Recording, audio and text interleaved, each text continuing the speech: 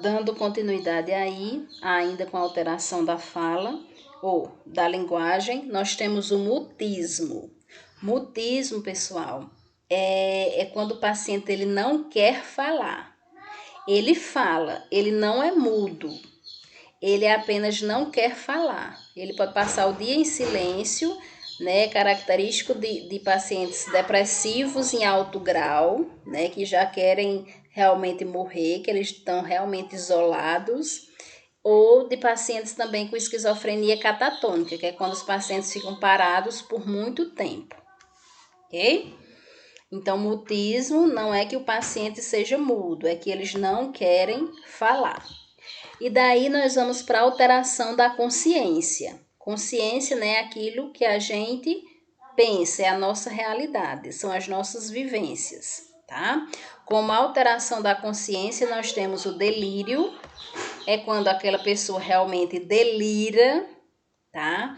Ela é um momento transitório onde ela está confusa, certo?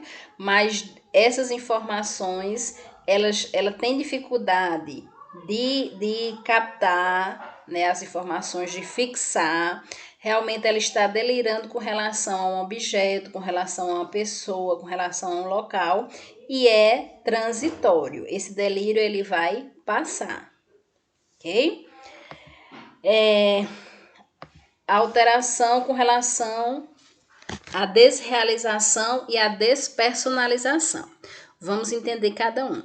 Desrealização é o paciente ele não ter noção, consciência da sua realidade, da casa onde vive, das pessoas com quem vive, tá? Ele perdeu esse senso de realidade, ele não sabe mais que ali é a casa dele, ele não sabe mais que ali é a mãe, é o pai, são as pessoas que convivem com ele. Já a despersonalização é com relação à pessoa.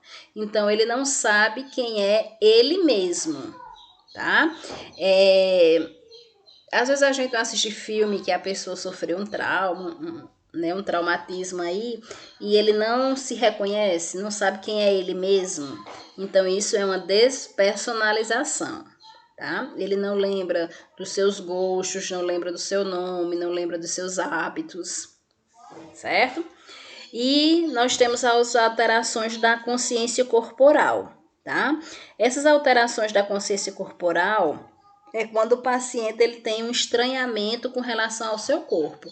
Ele é muito parecido com as alucinações senestésicas, tá? O paciente ele vai falar que não sente a sua perna, só que a senestésica é com relação aos órgãos internos.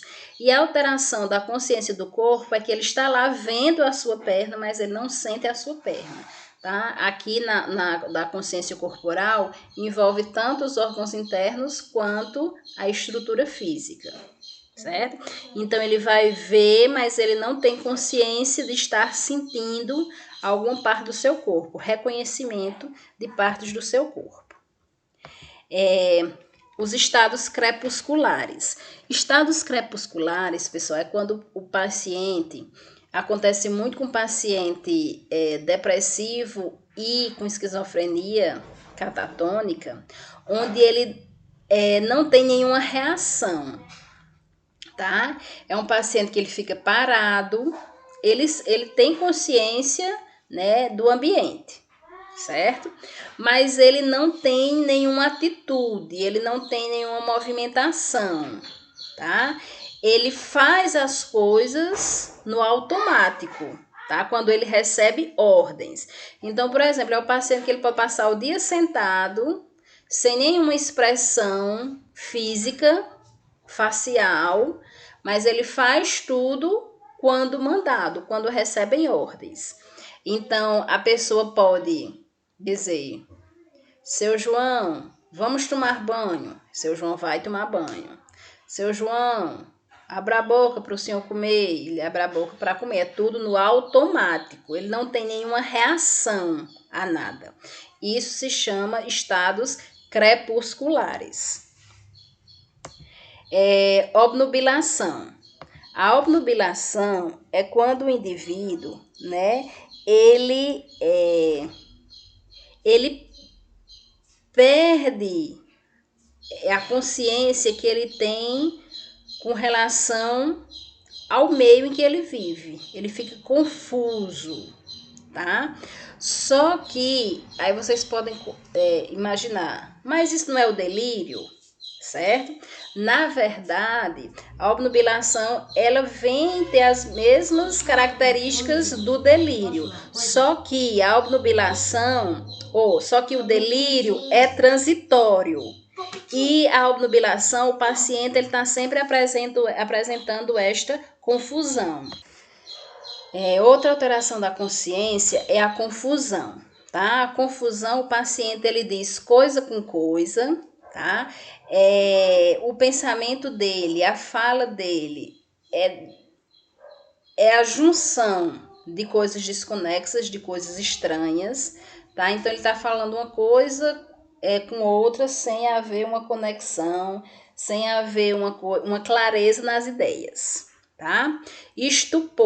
Estupor é quando o paciente ele fica lá sem nenhum estímulo, certo? Só que aqui, pessoal, ele não vai trabalhar no automático, não. Aqui ele não recebe ordens. Ele pode passar o dia lá sentado e a pessoa diz, seu João, vá tomar banho. E ele nem se mexe, tá? Ele nem expressa nenhuma reação. Fica lá sem tomar banho. Seu João, abre a boca para comer. Ele nem abre a boca, tá? O que diferencia aí do automático, tá? Que nós vimos aí, ok? Dos estados crepusculares, tá? O que diferencia o estado crepuscular do estupor é que no estado crepuscular o paciente ele tem uma reação no automático. Quando recebe ordens, ele faz, mas ele fica parado. No estupor, ele fica parado. Ele não recebe nenhuma ordem, tá? Ele não realiza as ordens, né, que recebe. Seria melhor assim, né? E daí nós temos o coma. Coma é a falta total da consciência, né? É o coma que a gente já conhece. E a hipervigília, pessoal, veja bem essa questão da hipervigília. Caracteriza-se por um aumento do estado de vigília. Só que, né, dá uma sensação do paciente estar ligado, porém ele não está atento a tudo, tá? Então seria assim, imagine o paciente lá numa enfermaria. Ele está atento, tá? Ele está ligado, ele está acordado, ele está, né, com vigilância com relação a ele, certo? Só que muitas vezes ele não tem atenção a tudo que está no ambiente, tá? Então ele direciona sua vigilância para algo, para alguma pessoa. Então, digamos que ele fica atento à porta. Todas as pessoas que entram na porta, ele está lá, atento a essa pessoa. As pessoas que estão ao redor dele, ele não está atento, ele não tem atenção dirigida, tá certo? Então, hipervigília é quando o paciente ele tem a atenção dirigida a algo e ele está ligado naquilo, está vigilante naquilo, está atento naquilo, ok? E daí nós vamos entrar nas alterações da atenção.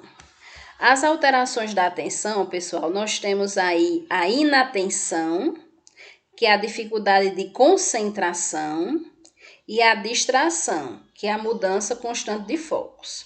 Então, na inatenção, né, muitas vezes o psiquiatra ele costuma fazer um teste para essa questão da atenção, que ele manda o paciente memorizar 3 palavras ou mostra 3 objetos, tá? E daí depois ele pergunta essas 3 palavras, o paciente não se concentrou, não teve atenção em dizer, tá? Mostrou vários objetos, pediu para ele apontar os 3 que ele viu no início, ele não não tem atenção, não sabe quais são, ou seja, ele tem dificuldade de se concentrar, se chama inatenção. Crianças com hiperatividade, elas apresentam inatenção, que elas não têm, elas apresentam dificuldade de concentração, tá? Porque elas estão sempre hiperativas. Já a distração, né, é aquela pessoa que olha para um lado, olha para o outro, tem atenção para aquilo, para esse outro objeto, para essa outra pessoa, tá? Tá sempre mudando, não se foca num detalhe, numa atenção em algo. São vários os focos de atenção. E daí nós temos as alterações da orientação. Com relação à orientação, pessoal, nós temos a desorientação e a dupla orientação. O que seria a desorientação? Aquela desorientação que nós já conhecemos, né? O paciente ele está desorientado no tempo e no espaço. Ele nem sabe o dia de hoje e nem sabe onde está. Então, ele está desorientado. E nós temos a dupla orientação, que é quando oscila, tá? Ora, o paciente sabe o dia de hoje, mas não sabe onde está. Em outro momento, possa ser que ele saiba onde está, mas não sabe o dia de hoje, tá? Não sabe a época que nós estamos em 2020, tá certo? Então, desorientação é quando ele não sabe dos dois, nem do tempo, nem do espaço. E a dupla orientação é quando ele oscila. Ele sabe de um e não sabe do outro, tá? Sempre com relação ao tempo e ao espaço. Estamos terminando, tá, pessoal? Nós temos as alterações da memória. Na memória, nós temos a hipermnésia, tá? Que é quando o paciente ele apresenta, ele fixou na mente dele, ele tem lembranças de detalhes do que ele viveu, tá? Ele lembra de tudo até com detalhes. Tem aquela história que as pessoas dizem, fulano lembra de tudo até dos detalhes. Então, isso aí é uma hipermnésia, tá? A amnésia é quando, né, nós temos dificuldade de armazenar determinadas, né, lembranças, tá? E daí nós vamos para as alterações da afetividade. Essas alterações da afetividade, ela ocorre nos pacientes que apresentam bipolaridade, ok? Então, a primeira dela nós temos aí labilidade afetiva. A labilidade afetiva é com relação a oscilar, tá? A questão do humor. Ora o paciente está alegre, ora o paciente está triste. Ora o paciente está te amando, ora o paciente está te odiando, certo? Aí nós temos que ter um cuidado aí com relação a essa labilidade afetiva, que ela pode ser, né, criada pelo próprio paciente, mas algumas vezes a gente dá uma forcinha para que ele crie essa labilidade para conosco. Às vezes, né, a gente tá com um acessório, um brinco, e daí a paciente quer. E a gente diz que não, tá? E que vai trazer outro para ela no outro dia. Vai que a gente esquece, e daí ela pode criar uma labilidade afetiva com a gente e nos odiar, certo? Então, nós temos que ter determinados cuidados, uma orientação aí quando vocês estiverem nos estágios, né? Não prometam nada, tá? No outro dia, se você tiver, e se tiver um que dê a todos, você leva. Se não, não façam isso, ok?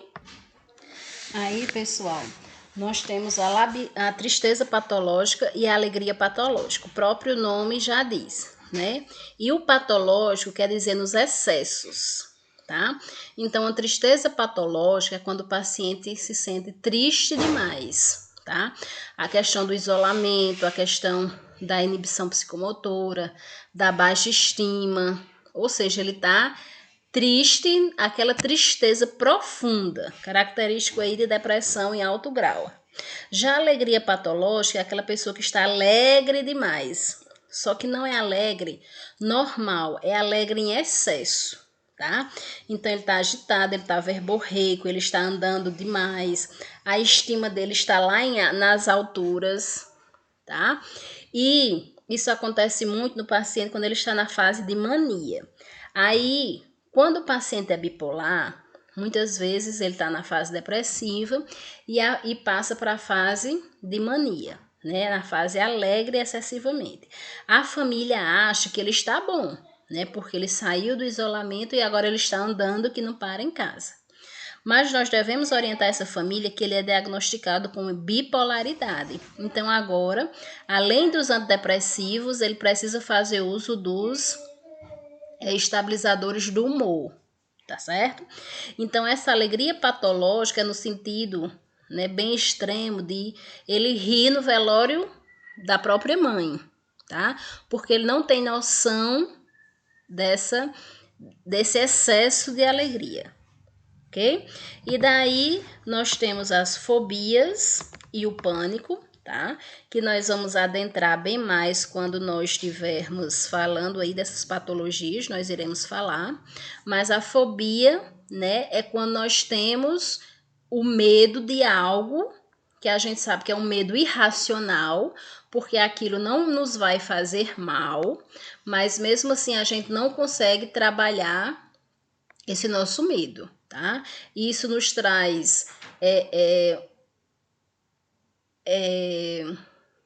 reações biológicas, né? Como sudorese, taquicardia, taquipneia, certo?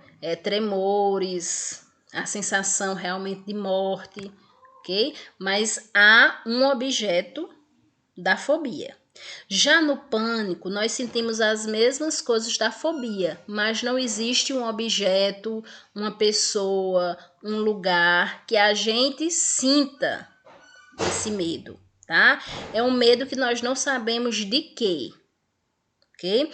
Por isso que as pessoas podem ter crise do pânico sozinha e podem ter crise do pânico no meio de uma multidão, certo? Porque não existe uma causa específica, tá?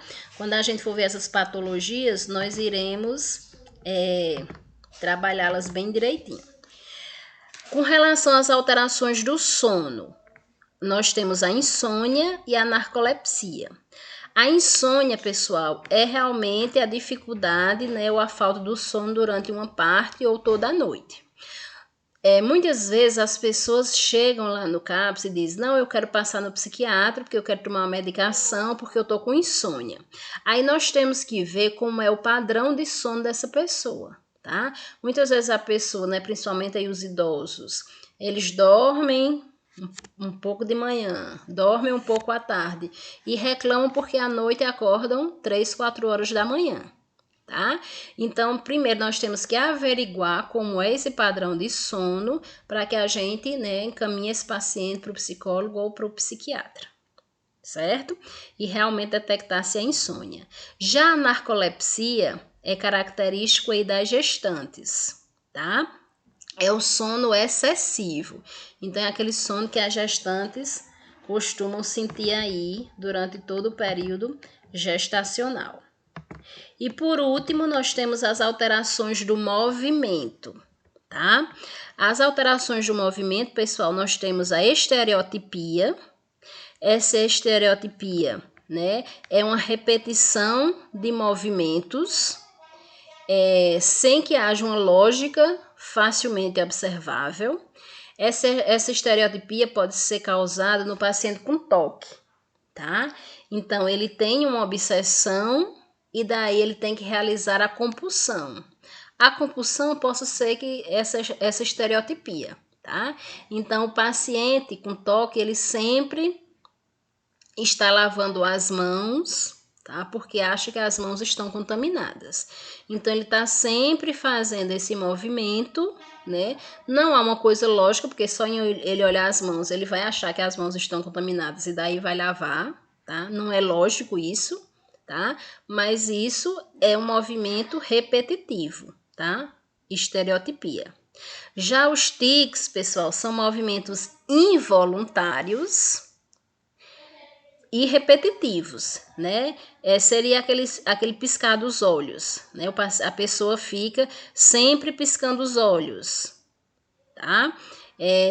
Com algum movimento aí no corpo que seja involuntário, que a pessoa faz sem querer, sem pensar, ok? E por último, nós temos a catalepsia, tá? Que é quando o paciente ele fica numa postura parada, tá? Essa postura, algumas literaturas falam que pode ser até posturas estranhas, posturas incômodas, mas o paciente ele está lá parado, ele não se movimenta, certo? Tudo bem, meus amores? Aí o que é que acontece? A gente termina conceitos básicos aqui e nós vamos fazer uma atividade com relação ao vídeo que eu vou mandar para vocês no Canvas, junto com os slides. Então, como vai ser essa atividade? Vocês irão assistir ao vídeo Diário de um Esquizofrênico. É um vídeo de mais ou menos 9 minutos aí. Acho que até menos. Ou é 9h40, é uma coisa assim. Tá? Não chega a 10 não. E daí vocês irão tirar desse vídeo, escrever, tá? Alterações, algumas dessas alterações que nós vimos aqui, ou outras que vocês em alguma literatura leram, tá? E vão relacionar essa alteração à parte do vídeo que vocês, né, enxergaram essa alteração, tá certo? Então, por exemplo, né, ele vai apresentar alucinações auditivas. Então, você vai relacionar uma parte do vídeo que explique que aquilo é uma alucinação auditiva. Tudo bem? Então, cheiro, qualquer dúvida estou à disposição e até mais, bons estudos.